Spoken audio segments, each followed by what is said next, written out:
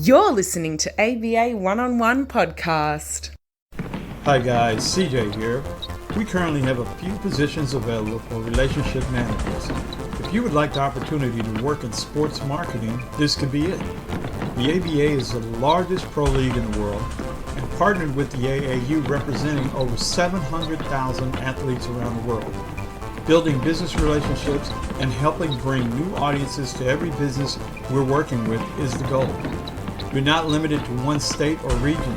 Businesses partnering with sports is always a win-win for the community. Sound interesting? Then drop us an email and get more information at jobs@aba1on1.club, and we'll get back to you right away.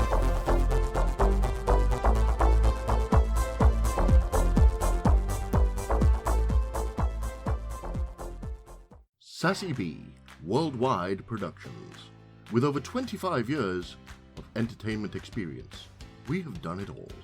Celebrity appearances, red carpet events, image consultation, and branding design. Our clients range from American football stars to Hollywood celebrities and everyone in between. Want to make a splash in the entertainment industry? Then it's time to get sassy. SassyBWorldwide.com. Hey guys, it's time for a new episode of ABA One-on-One. Open up, yeah. Open up now. Open up. Open up, yeah. Open up. Open up now. I give a damn dog, give him a bone. Give a damn dog a bone. I give a damn dog, give him a bone. Give a damn dog a bone. I give him a bone. Damn dog, give him a bone. Give a damn dog a bone. I give him a bone. I give a damn dog, give him a bone.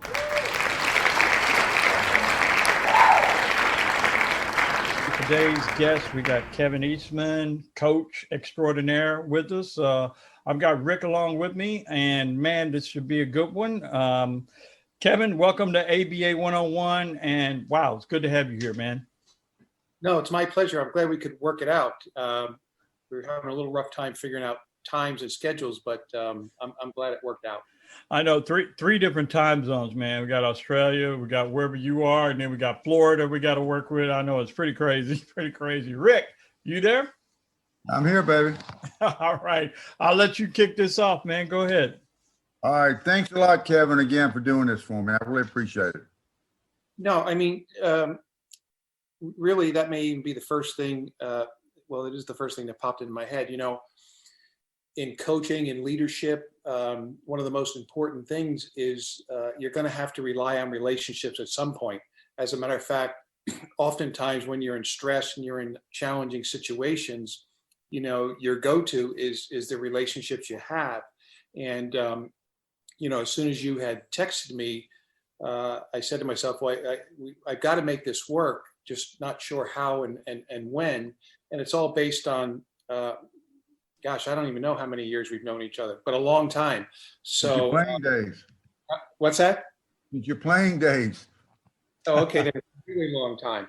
So, but yeah, I think it's just so important in today's world to build relationships and to build bridges. You know, in our profession, sometimes guys get let go, and the first thing they do, I think, is the worst thing they do, and that's they burn that bridge.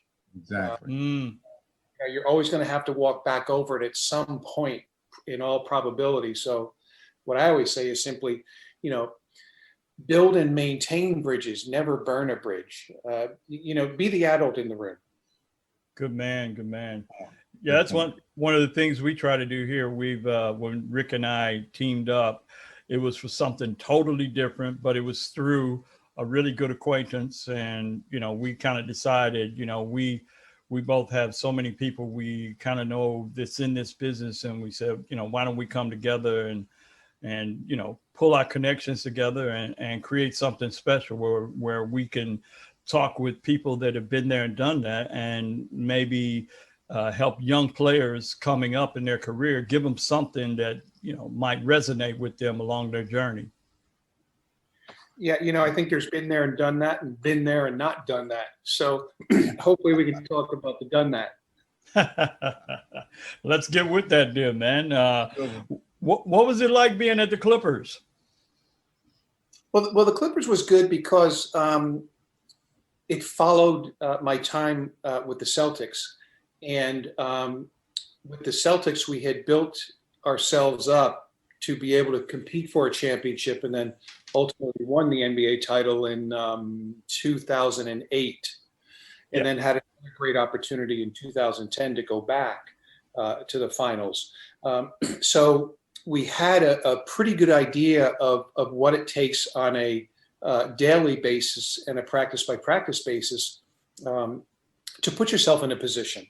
And with the Clippers, like Doc always says, Doc Rivers, who I worked with for 13 years, he's all about, with the first, I think it was the first 3 years with the Clippers, we were the third winningest regular season team in the NBA over those 3 year span. And the operative word there is regular season, right? Or two words. So so with us and with Doc, if you work with him, you understand, and he would say this to our players with the Clippers, we've done a lot of winning around here, but we have yet to be the winner. And you have to approach every day as the winner. Well, the Celtics, that good 3-4 year run we had, they understood the daily habits, routines, rituals, and disciplines to try and be the winner. Whereas with the Clippers, we had to kind of teach that and get that out of some guys. But the biggest difference was the guys were in different stages of their careers. With the Celtics, those guys, the key guys, the Ray Allens, the Paul Pierces, the Kevin Garnett's, PJ Browns, James Posey's, they already made a lot of money. So, and they knew that their money couldn't buy what they really wanted, and that was an NBA championship ring, right? Around a champion. So, so they were in a different stage. They had already gotten everything. Well, the Clippers were a little younger. And what you find in professional sports when you're young, you want to be the best team player you can be, but there also is an individual aspect to that I have to get my next best, better contract. So when you're younger, you're kind of playing for yourself to move yourself up into a bracket where you can be like the Ray Allens, the Paul Pierces, the Kevin Garnett's type guys. So that was the difference in the two teams, and both of them were really fun. It was fun to try and build it with the Clippers, and it was fun to see what it took to actually win it with the Celtics. Wow. I think that's very good. I wanted to, one of my questions, I want to go back a little bit farther than that, back to your playing days in high school and then up to the University of Richmond, just to get a little perspective so the listeners could know a little bit about your background. Because I know you were quite a player at Richmond. I saw you play. I'm a couple years older than you are, but I definitely saw you play, and it was through our common friend Joe Gallagher. But talk a little bit about your playing days and progression up to the coaching ranks. Well, to make it kind of a quick story, I started out just when I was in 7th grade. For some reason, there were some games on TV on weekends back then, and it just kind of caught my eye. And luckily, we had a sports kind of oriented family, so I was watching NBA games at the time. And then I grew up in the greater Philadelphia area. We had what was called the Big Five back then, and those games were always on TV. So I fell in love with the game by first watching it. And then I would go out back or to a playground in town and just start to kind of, because I was a little bit of an introvert, a little bit of a loner when I was in my junior high school, and early college career. So basketball was a neat thing where you could go out and do it on your own.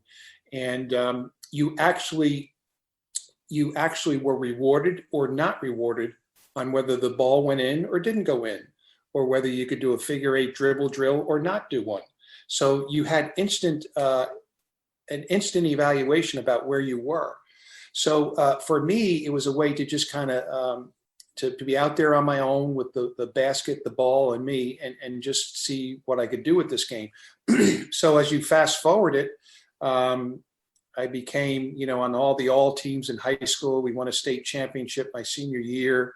I was very fortunate to get a few scholarship offers, and it came down to Temple University and University of Richmond in Virginia, and I chose the University of Richmond.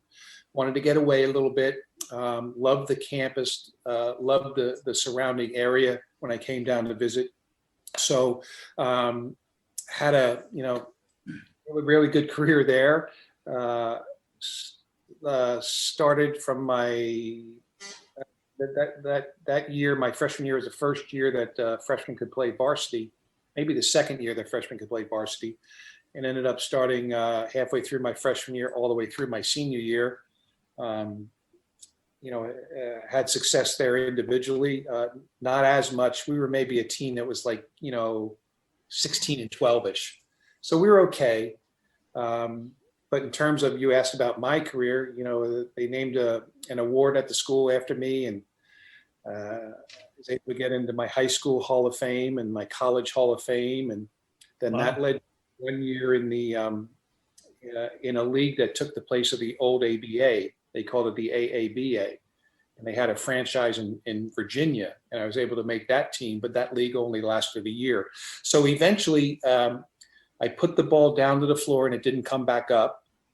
And I knew that my career was probably close to over, and then 0 NBA teams called. So the game told me that for the next step, you're not good enough, so do something else. And that something else was, I loved the game. I loved working out. I loved helping other players get better. So coaching was a natural progression. So that was kind of my playing career. Awesome. Yeah. That's very interesting. I think about all the times, even me, when growing up, and out in your backyard, and you win championships, and you always take the last second shot, and of course I always hit it. And the championships that I won, again, sometimes I would play with Jerry West, and sometimes I'd play with this guy and that guy. But again, that your fantasies that you dream about in your backyard. I mean, I'm sure you've had the same type of experience, right, Kevin? Yeah. Well, the way I look at it, I've already lived my dream. Now I'm trying to help others with what I'm doing today. So both helping people in the sports world and also in the corporate world with my speaking. So it's turned from getting help from a lot of people to have had a really neat career, and now it's turning it around, a complete turnaround to helping others. People always ask me, well, why'd you get out of the NBA? You could have stayed still. And I said, yeah, I know I could have, but I think when you know, and when you should do what you should do. So I wanted someone else to sit in that seat, someone else to sit next to Doc, someone else to coach Kevin Garnett, someone else to coach some Hall of Famers, and just get that experience that I was so fortunate to have. So, so far, knock on wood, been very, very fortunate. Man. Okay. I think that's phenomenal. But helping younger players and people. I've been looking at your website now I've been looking at it for a long time, but I've been really zeroing in on it because when this interview was coming up, and it's some phenomenal stuff on your website. I encourage all the listeners to go to that website and look and different things, because I have a little basketball academy that I do where I work out kids individually. Nice. Put up with some of the drills and stuff that you've done, and I'm a real big believer in that. Yeah, I'm out of that world now and into another one with my speaking, but more power to the coaches who are out there who are trying to develop the next group coming up. And you give of your time, you give of your experience, you give of your knowledge, you give of your wisdom, but yet the biggest thing that you get back in return is to see that player do something they thought they couldn't do, or maybe even get to the next step in their career that they probably thought they would never get to, mainly because of what coaches like you, Rick, are doing with young players. And that doesn't mean they get to the pros. It could be a young kid gets an opportunity to even make a team, or maybe even start as a high schooler at some point in their career, but maybe not good enough in college, but at least they've tapped themselves out from a potential standpoint. So more power to you guys to do that. Yeah, I think that's phenomenal. I know when I talk to a prospective parent about a kid, because I always want to make sure the parents are on the same page. I tell them whatever level they're at, my goal is to get them to the next level. Will that be from JV to high school to college, or rec league to whatever? And that's my goal, to get them to that level. And I think that's, I think that most time kids buy in on that. And I think that's phenomenal. Yeah, that's kind of how we are out here. That's kind of how we are out here as well, Rick. By the ABA, we're not exactly the same. I mean, we come from the original ABA, but we're not. It's a different dynamic. It's a different world. But the one thing that we do have in our favor, and that's why I like being glad we started this show, is we give players hope. And with the connections and the teams that we're affiliated with around the world and all over America, we're giving young players over here opportunity to be seen and to get to America where, let's face it, if you're going to have a shot, that's where it's going to be at, and I'm kind of sad that Brian's not on here with us today, but he's helped so many young players from here get into colleges in America and get to play ball over there. And, that's our goal, is, like you said, giving a hand up to the next generation. Mm-hmm. Mm-hmm. That's tremendous. Yeah. Kevin, if you will, talk just a little bit about your transition. I know you were in college for a number of years and different schools, Washington State, Belmont Abbey, UNC Wilmington, all those places. That transition from there to the NBA, I mean, I can only imagine what that would be like. Yeah, well, first of all, it's fun as can be, but they always say, be careful what you wish for. I don't know that I was wishing the NBA as much as it just kind of presented itself. And that's why I always tell, especially to coaches, young coaches, never pass up a basketball opportunity. Because once you had named the schools that I was a head coach at, the last of which was Washington State, out in the state of Washington. And when I stepped down there, I ran my own camps for a year or two, maybe even 3. And then I had an opportunity because of the workouts I was doing, and people got to know me to work for Nike and do a lot of their workouts with their top players in high school and college. I was, and the reason that came about actually was something that happened from someone who's in your hometown there, Rick, and that was Glenn Wilkes Sr. He was running a clinic in Mississippi at the time, and I was driving home from a small school here in Richmond, Virginia area called Randolph-Macon College, where I was the athletic director at the time. I wanted to see if I wanted to do that type of thing. And the answer to that was no, once I got into it. But on my way home, Glenn Wilkes called me and said, hey, what are you doing this weekend? And I said, nothing. And I was just waiting for him to tell me what I was going to do this weekend. Really, was what I think. Hey, I'm doing a clinic down in Mississippi, and one of our clinicians couldn't make it. Is there any way you can come down and give the talk? So I said, sure, I'll do it. So I went down, flew down there, gave the talk. It was on skill development. And the way I used to do skill development, I'm sweating with the guys, I'm pushing them, I'm grabbing them, I'm getting involved, high energy, that sort of thing. Well, in the crowd was a guy by the name of George Raveling, who at the time was at Nike with Nike basketball. There was Phil Knight, who obviously founded Nike. And then in the basketball department, George Raveling was next. And he was actually in the stands watching me give my clinic. I didn't know it. Well, after it was over, George asked Glenn, hey, ask Kevin if he'd be willing to work with us at Nike at the All-American camp. So I did that. Well, that turned into, I said yes to that. Then they asked me, would you mind going around the country and working out some of our AAU teams? Of course, I said yes to that because I never passed up a basketball opportunity. Well, one of the teams was in Florida, and I ended up working them out. And I don't always know who's on the team, because there's 12 guys I've never met before. They usually tell me who the best player is because they want me to kind of concentrate on working with them. So down there, it was, I can't even remember, it was a lefty, Keith Brumbaugh. Yep, Glenn. Yeah. So, did some concentration of skill there, but worked out with a whole team.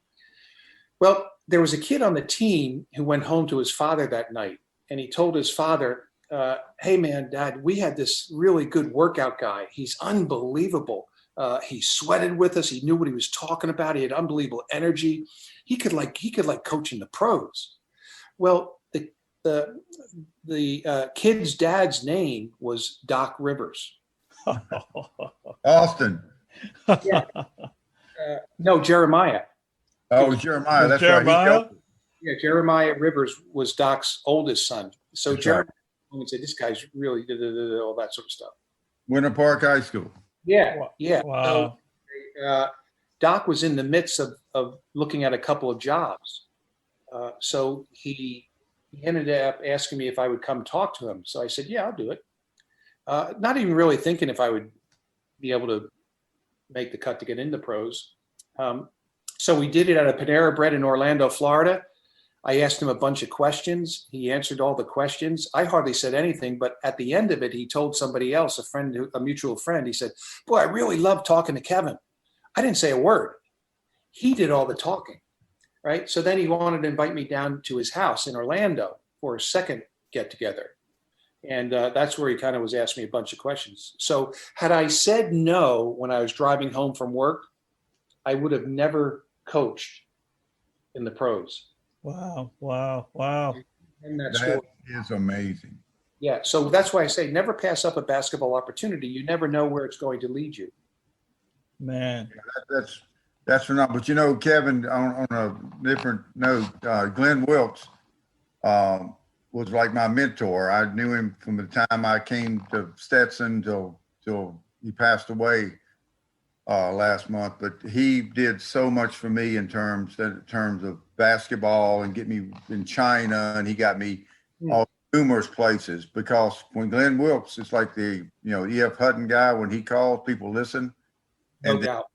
And then he got me hooked up with Michael Jordan's camp in Santa Barbara, and then on and on and on.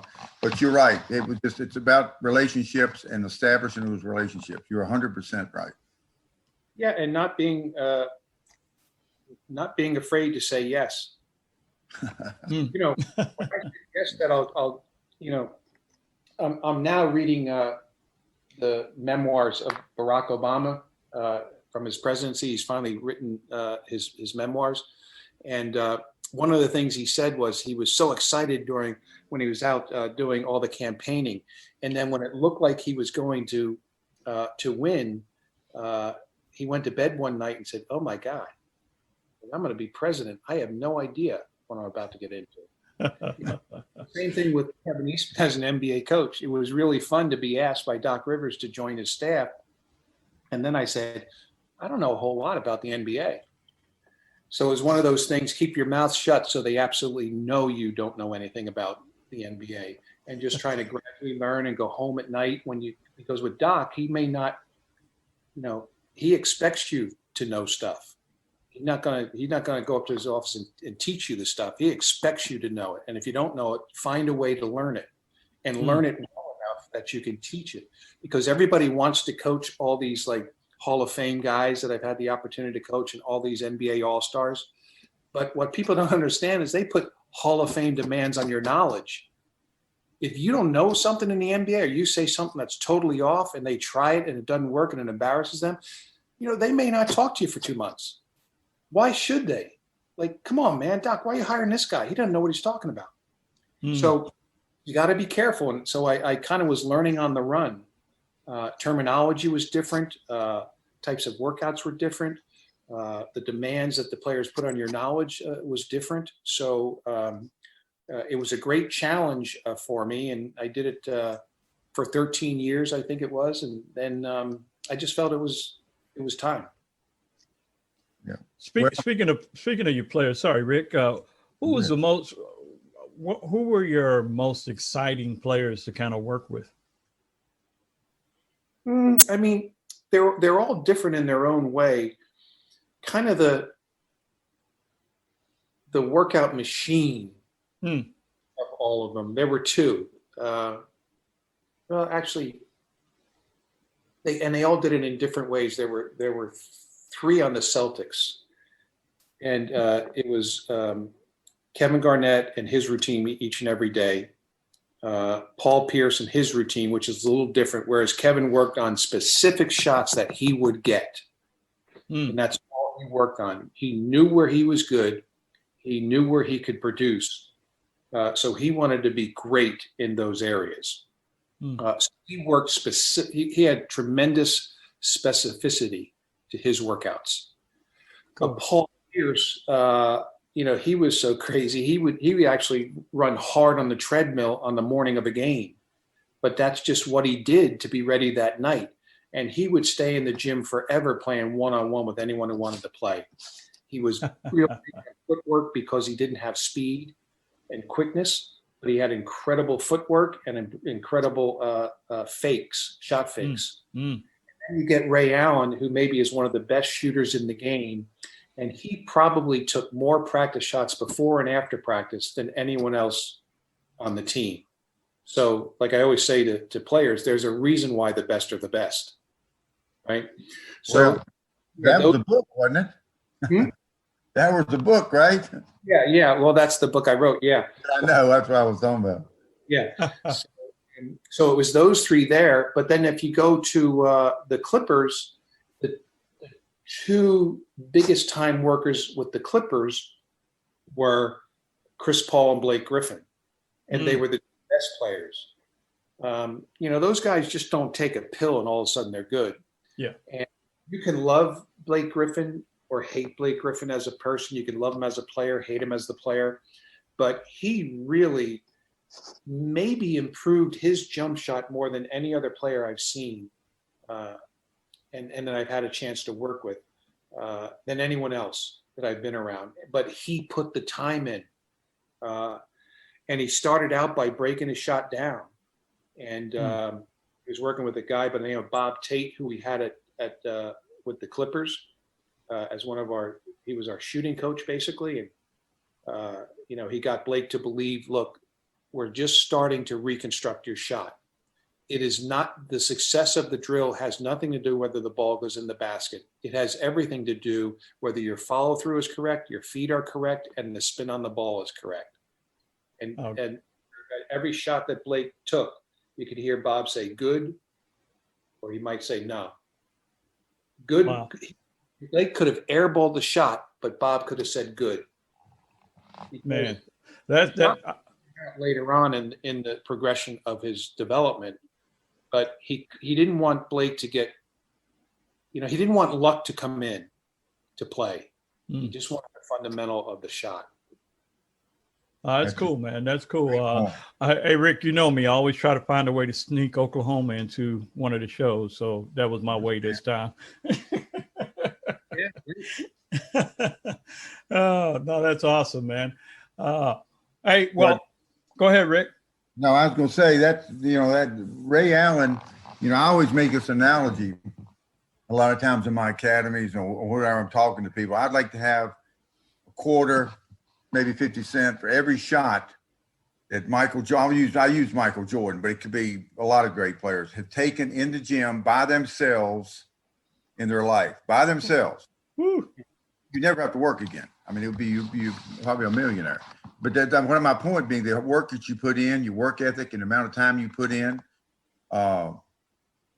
that's what it's all about, Yeah, and as you look at the best of the best, there are three things for sure that they have. Number one, they love the gym in our sport. they love the gym. Obviously, a tennis player would love the court, right? But they love the gym. Number two, they're hungry for more knowledge. Even the Hall of Fame players, just they're constantly on the search for one more thing that can help them get a little bit better. They know they're really good, but that one more thing that maybe lengthen their career, maybe could help them on the floor. And then the third thing is they understand that hard work is the given.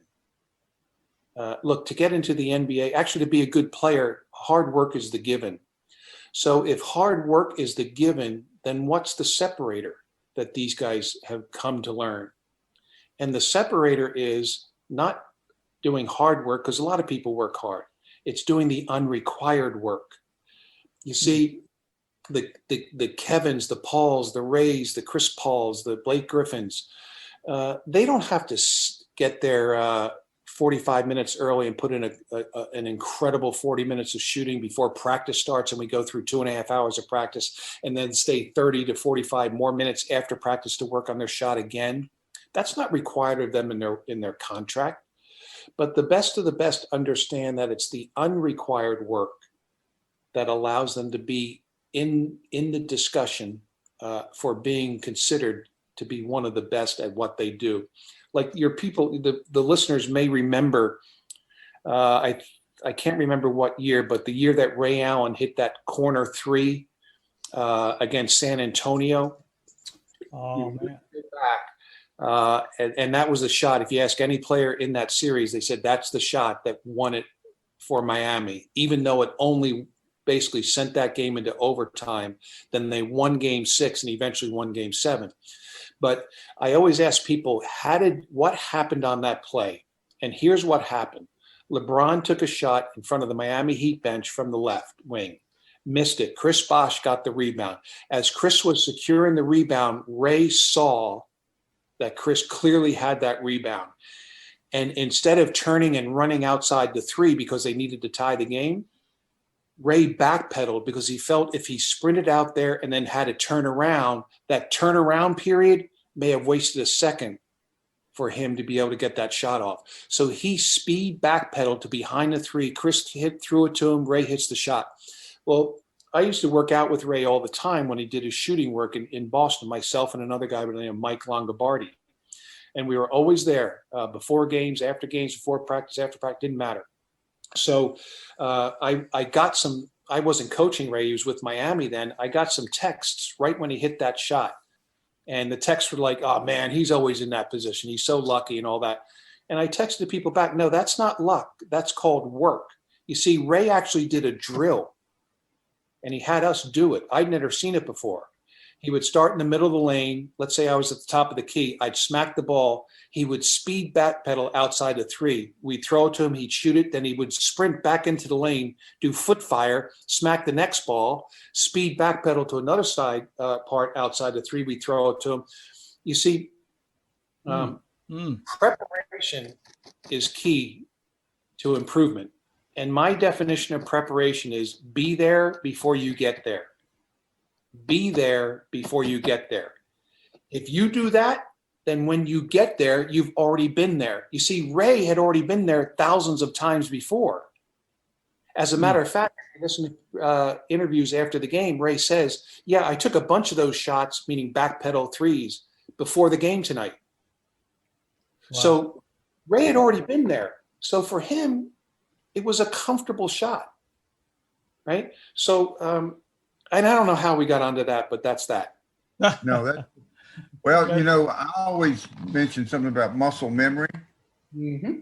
Shooting free throws, if you can use that, or you can use anything, but shooting free throws, you got to do it, or your muscles are already remembers everything you should do. Technology, I'm not technology, but technically, everything works together all the time, every time. Yep. I agree 100%. 100%. Hey guys, we got about 4 minutes left here. You know, it's awesome talking with you, Kevin. You know, I was going to ask you, like, to give us a quick rundown of one of your most memorable moments. But that Doc Rivers story, I don't think you can go past that unless you got something we don't know about. No, I mean, who knows what are memorable? My whole career is memorable because I never thought it would be. Good man. Rick, you got anything else you want to throw in? I'd like to ask him something real quick here. This thing about these superstars teaming up, most recently, the guys with the Nets. And I know you guys had the same thing in Boston, and then Miami did the same thing. What's your opinion on that, Kevin? Well, the rules, there's a rule called free agency, and that allows players to move where they want. Now, I think what's happening now is like when it happened for us in Boston, it wasn't so much of 2 or 3 guys talking to each other for a year or more about coming together. It just kind of happened, right?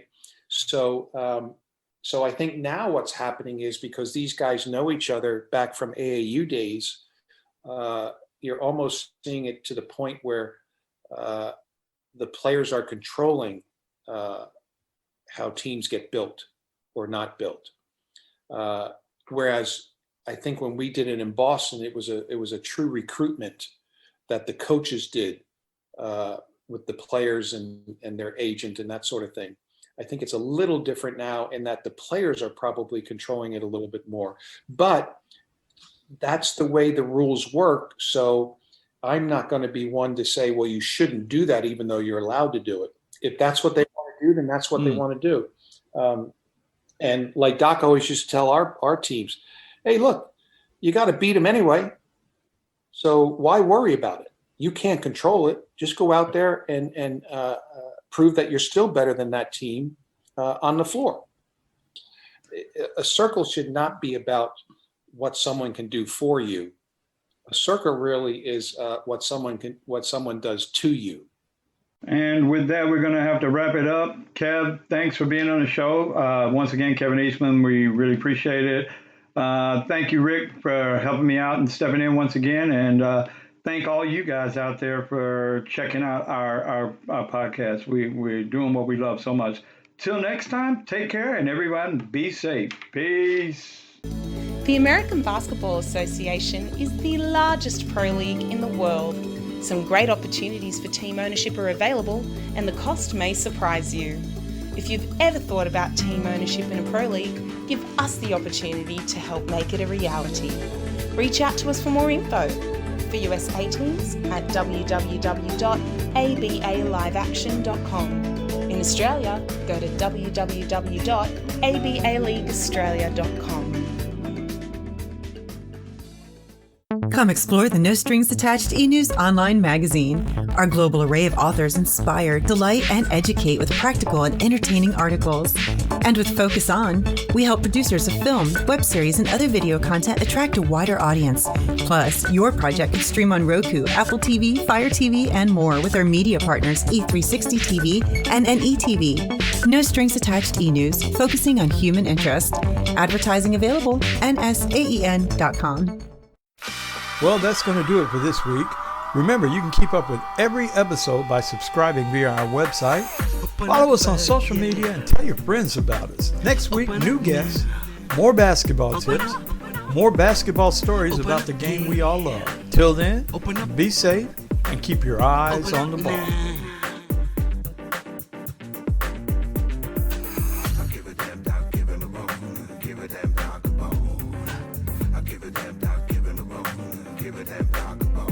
Give him a bone. Give him a bone. Give him a bone.